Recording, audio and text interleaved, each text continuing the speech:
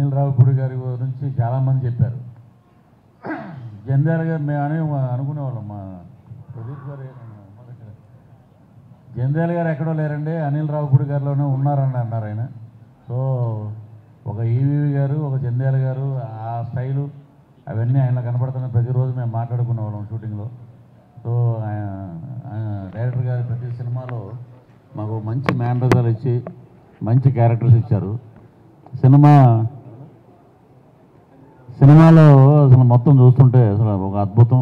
F2 సంక్రాంతికి వచ్చిన సినిమాల్లో సూపర్ డూపర్ హిట్ అయింది.